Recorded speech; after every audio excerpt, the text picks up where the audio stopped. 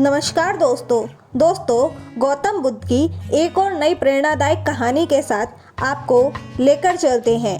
दोस्तों, कहानी है सत्य की खोज।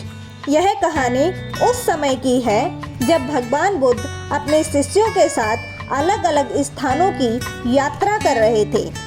वे अपने उपदेशों से लोगों को अज्ञान, अहंकार और दुखों से मुक्त कराने का प्रयास कर रहे थे। एक दिन वे अपने शिष्यों के साथ एक छोटे से गांव में जा पहुंचे। इस गांव में कई लोग थे, लेकिन 3 व्यक्ति सबसे अलग थे।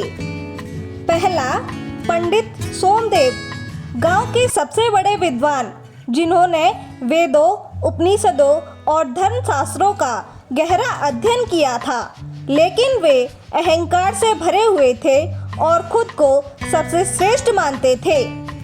दूसरा, किसान रमेश, एक मेहनती व्यक्ति जो दिन रात खेतों में काम करता था, लेकिन जीवन की कठिनाइयों से हमेशा दुखी रहता था। उसे लगता था कि उसका भय ही खराब है और भगवान उससे नाराज है।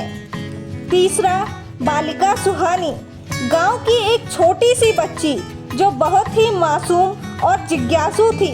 वह अक्सर जीवन से जुड़े गहरे प्रश्न पूछती थी, लेकिन उन्हें उनके उत्तर नहीं मिलते थे। बुद्ध के गांव में आने की खबर फैल गई और सभी गांव वाले उनके दर्शन करने के लिए एकत्रित हुए।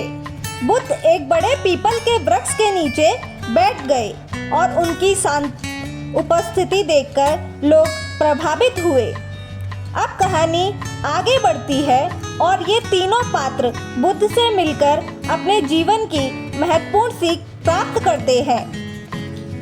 अहंकारी पंडित की परीक्षा।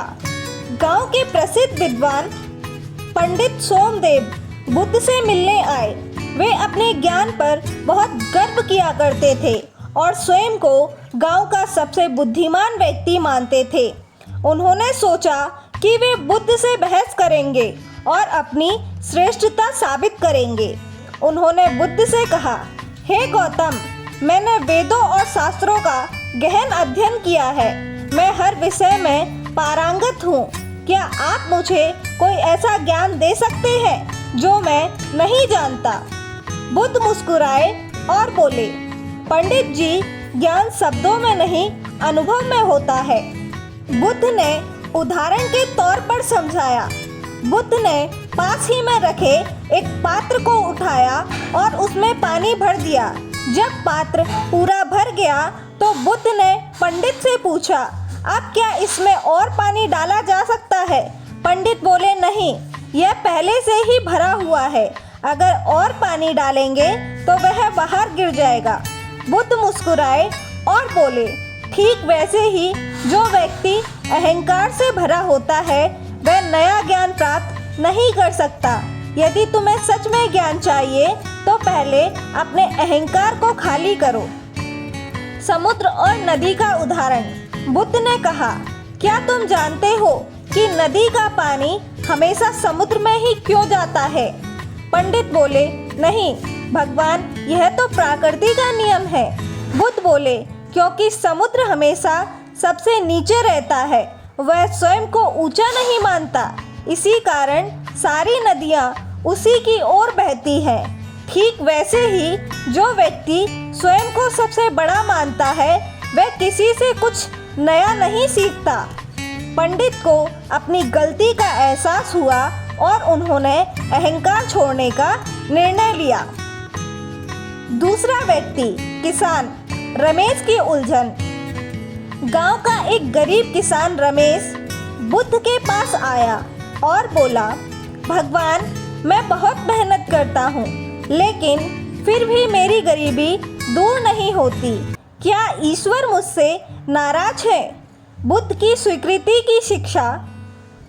बुद्ध ने मुस्कुराकर पूछा, अगर कोई व्यक्ति तुम्हें उपहार दे, तुम उसे स्वीकार ना करो तो वह उपहार किसके पास रहेगा? किसान बोला, वह उसी व्यक्ति के पास रहेगा जिसने उसे दिया है। बुद्ध ने कहा, ठीक वैसे ही यदि कोई तुम्हें दुख देता है और तुम उसे स्वीकार ही नहीं करते हो तो वह दुख उसी के पास रहेगा।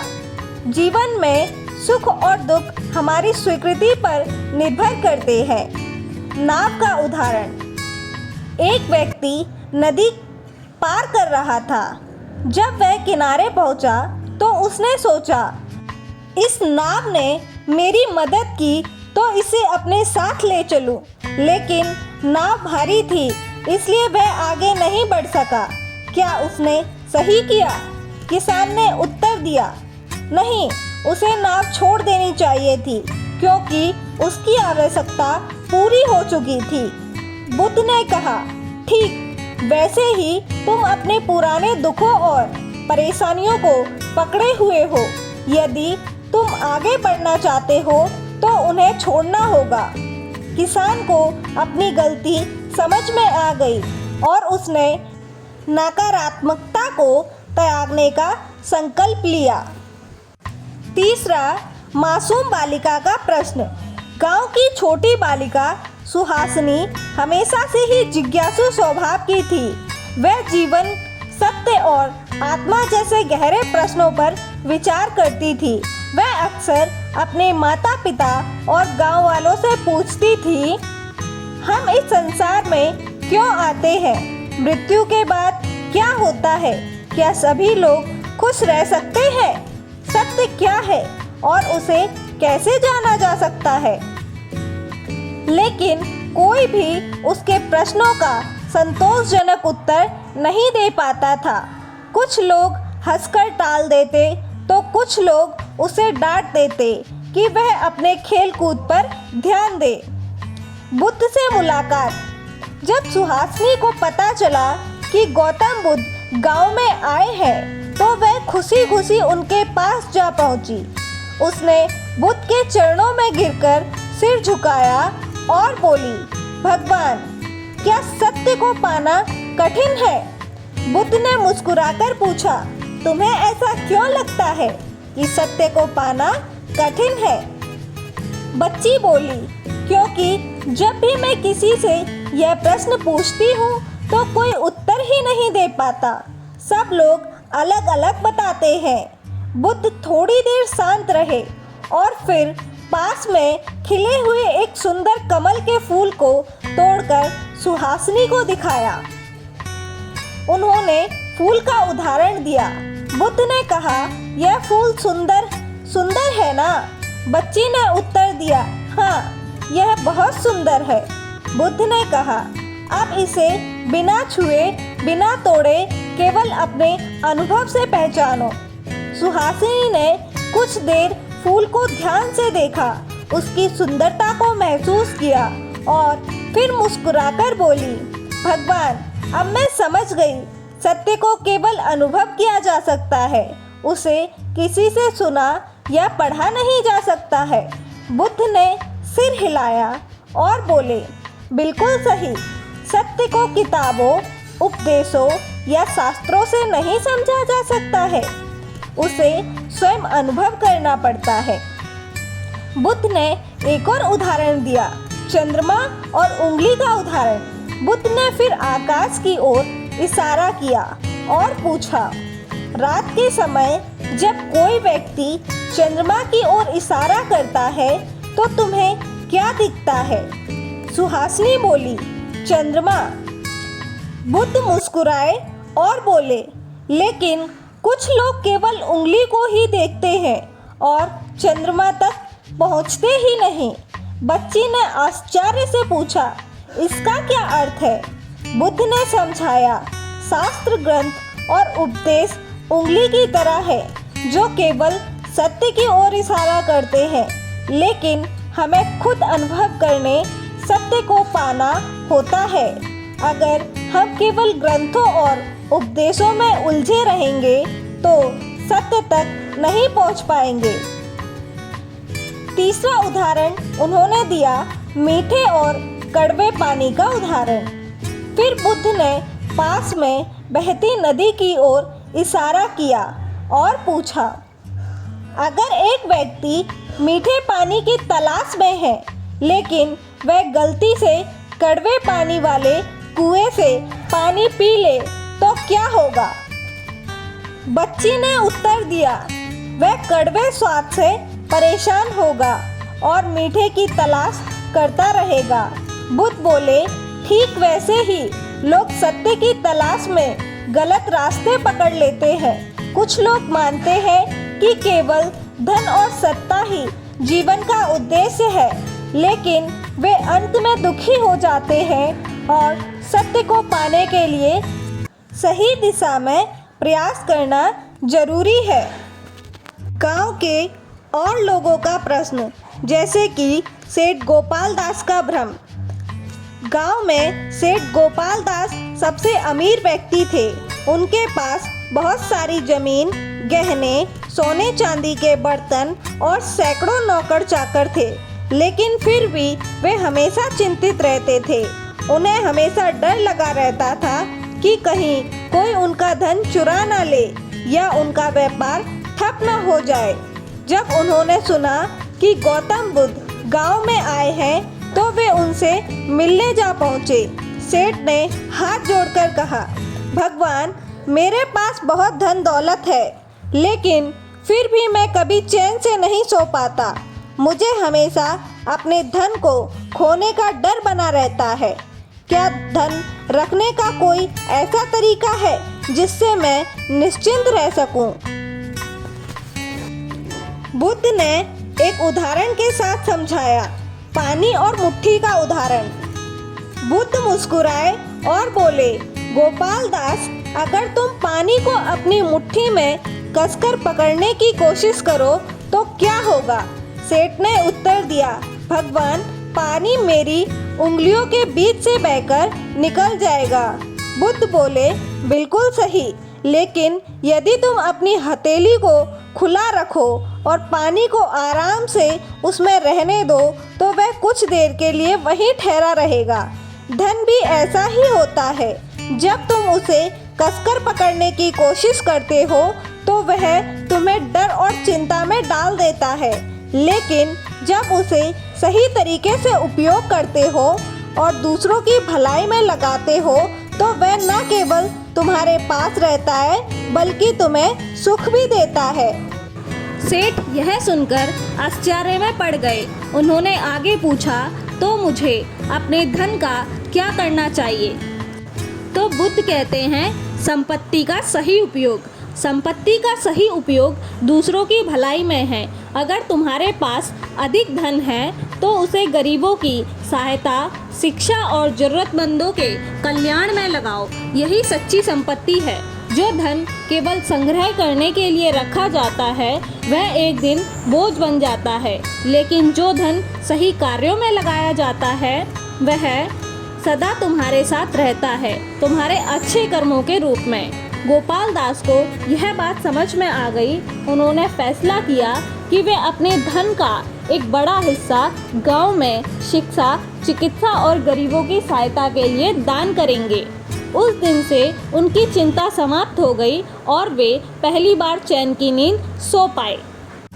गांव का एक युवा साधु अर्णव की तलाश। गांव में एक युवा साधु अर्णव भी रहते थे। वे बचपन से ही बहुत जिज्ञासु थे और सत्य की खोज में गांव-गांव घूम रहे थे। उन्होंने कई विद्वानों से ज्ञान प्राप्त किया, लेकिन फिर भी उन्हें कोई संतोष नहीं मिला। वे हमेशा सोचते रहते कि सत्य क्या है, आत्मज्ञान कैसे प्राप्त किया जाए। जब उन्होंने सुना कि भगवान बुद्ध गांव में आए हैं तो वे तुरंत उनके पास पहुँचे और पूछा, भगवान, मैं सत्य की खोज में भटक रहा हूँ, क्या आप मेरे गुरु बन सकते हैं? तो बुद्ध मुस्कुराए और बोले, अर्णव, यदि कोई व्यक्ति अंधेरे में है और वह प्रकाश की तलाश में बाहर भटक रहा है तो क्या उसे उजाला मिलेगा? अर्णव ने सोचा और उत्तर दिया, नहीं, उसे अपने पास ही दीपक जलाना होगा। बुद्ध बोले, ठीक वैसे ही आत्मज्ञान बाहर खोजने से नहीं मिलता, यह तुम्हारे भीतर ही है। लेकिन जब तक तुम अपने अंदर का दीपक नहीं जलाओगे तब तक तुम्हें प्रकाश नहीं मिलेगा। ज्ञान की खोज का सही मार्ग। अर्णव ने आगे पूछा, लेकिन भगवान, मैं कैसे जानूं कि मैं सही मार्ग पर हूँ या नहीं? बुद्ध ने समझाया, अक्सर कोई व्यक्ति किसी नदी को पार करने के लिए एक नाव का उपयोग करता है, तो जब वह किनारे पहुंच जाता है तो क्या उसे नाव को अपने सिर पर लादकर आगे चलना चाहिए? अर्णव बोले, नहीं, उसे नाव को वहीं छोड़ देनी चाहिए क्योंकि उसकी जरूरत अब नहीं रही। बुद्ध मुस्कुराए और बोले, ठीक वैसे ही जब तक ज्ञान तुम्हें सही दिशा में ले जा रहा है तब तक उसका उपयोग करो, लेकिन जब वह तुम्हें अहंकार का कारण बनने लगे तो उसे छोड़ दो। सच्चा ज्ञान वही है जो तुम्हें स्वतंत्रता और शांति दे। अर्णव को यह बात बहुत अच्छी तरह से समझ आ गई।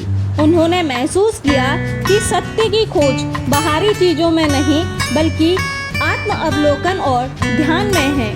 उन्होंने बुद्ध के चरणों में नमन किया और कहा, भगवान, अब मैं समझ गया कि आत्मज्ञान कहीं बाहर नहीं बल्कि मेरे भीतर ही है। मैं अपने मन को शांत रखूंगा, ध्यान करूंगा और भीतर की रोशनी को जलाने का प्रयास करूंगा। बुद्ध ने आशीर्वाद दिया और कहा, सत्य की खोज में सबसे महत्वपूर्ण चीज धैर्य, मन की स्थिरता। यदि तुम सही मार्ग पर हो तो एक दिन तुम्हें उत्तर अवश्य मिलेगा। उस दिन अर्णव की आत्मा जाग गई और उसने सच्चे ज्ञान की यात्रा शुरू की। एक और व्यक्ति गडरिया बलराम और उसका आत्मसम्मान। गांव में एक साधारण गडरिया बलराम रहता था। वह रोज अपनी भेड़ों को चराने के लिए पहाड़ों की ओर जाता और शाम को उन्हें लेकर वापस आता।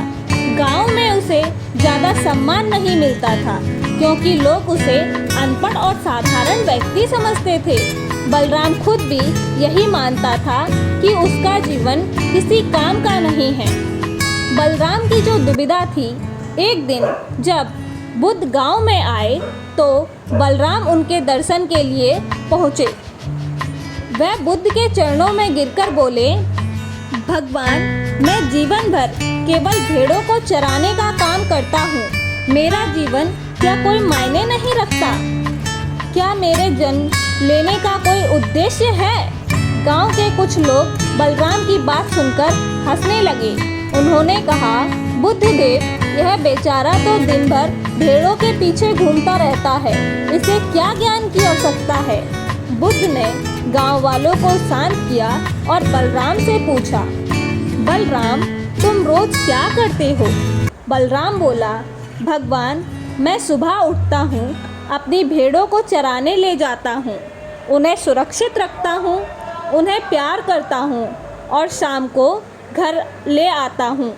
यही मेरा जीवन है। बुद्ध मुस्कुराए और बोले, क्या तुम जानते हो कि यह कार्य बहुत महत्वपूर्ण है? बलराम और गांव वाले आश्चर्यचकित हो गए। उन्होंने सोचा कि भेड़ें चराने जैसा साधारण कार्य कैसे महत्वपूर्ण हो सकता है। तब गौतम बुद्ध ने राजा और चरवाहे की एक कथा सुनाई। बहुत समय पहले की बात है। एक राजा था जो बहुत ही शक्तिशाली था, लेकिन जब वह बूढ़ा हुआ तो उसे अपने उत्तराधिकार की चिंता सताने लगी। उसके 3 बेटे थे और वह नहीं समझ पा रहा था कि किसे राजा बनाए। राजा ने एक परीक्षा ली। उसने अपने तीनों पुत्रों को कुछ भेड़ें दी और कहा, इन भेड़ों की देखभाल करो, जो सबसे अच्छा चरवाहा बनेगा वही राजा बनेगा। पहला पुत्र सोचने लगा कि मैं एक राजकुमार हूँ, मुझे यह छोटा कार्य क्यों करना चाहिए। वह आलसी हो गया और भेड़ों को खुला छोड़ दिया। दूसरा पुत्र भेड़ों को जबरदस्ती हाँकने लगा। वह उन पर डंडे बरसाता और गुस्से से चिल्लाता, जिससे भेड़ें डर गई और कई बीमार हो गई। तीसरा पुत्र भेड़ों को प्रेम से चराता, उनकी देखभाल करता और उन्हें सुरक्षित रखता। राजा ने जब परिणाम देखा तो उसने तीसरे पुत्र को राजा बना दिया और कहा, जो अपनी प्रजा को प्रेम से संभाल सकता है वही सच्चा शासक होता है। बलराम का आत्मसम्मान जागा। बुद्ध ने बलराम से कहा, बलराम, तुम भी इन भेड़ों के राजा हो। तुम उन्हें प्रेम से पालते हो, उनकी रक्षा करते हो और उन्हें भोजन देते हो। क्या यह एक महान कार्य नहीं है? बलराम को पहली बार एहसास हुआ कि उसका कार्य भी बहुत महत्वपूर्ण है। उसने श्रद्धा से बुद्ध को प्रणाम किया और आत्मसम्मान के साथ अपने जीवन को देखने का निश्चय किया। गांव वालों को इससे यह सीखने को मिला कि जो पहले बलराम को साधारण समझते थे, अब उसे सम्मान देने लगे। उन्होंने सीखा कि कोई भी कार्य छोटा नहीं होता। हर व्यक्ति का जीवन महत्वपूर्ण होता है, बस उसे अपनी भूमिका को समझना होता है। बुद्ध का संदेश। बुद्ध ने अंत में कहा, कोई भी व्यक्ति तुच्छ नहीं होता। जो अपने कार्य को प्रेम और ईमानदारी से करता है, वही सच्चा ज्ञानी और योग्य व्यक्ति होता है। गांव वालों का परिवर्तन और बुद्ध की विदाई का संदेश। अब गांव का हर व्यक्ति अपने जीवन के प्रति संतोष और कृतज्ञता महसूस करने लगा। जब बुद्ध गांव से जाने लगे तो पूरा गांव उन्हें श्रद्धा से विदा करने के लिए उमड़ पड़ा। बुद्ध ने जाते जाते गांव वालों से कहा, जिस दिन तुम अपने भीतर की अच्छाई को पहचान लोगे, उसी दिन तुम्हारा जीवन बदल जाएगा। सत्य करना और ज्ञान ही सच्ची संपत्ति है। गांव पहले से अधिक प्रेम, करुणा और ज्ञान से भर चुका था। अब वहाँ कोई भी व्यक्ति अपने जीवन को तुच्छ नहीं मानता था। यही बुद्ध का संदेश था, आत्मसम्मान, संतोष और सच्चे ज्ञान का मार्ग। दोस्तों, अगर आप सभी को यह गौतम बुद्ध की कहानी पसंद आई हो तो कृपया इस कहानी को लाइक, शेयर और सब्सक्राइब करना ना भूलें। धन्यवाद दोस्तों।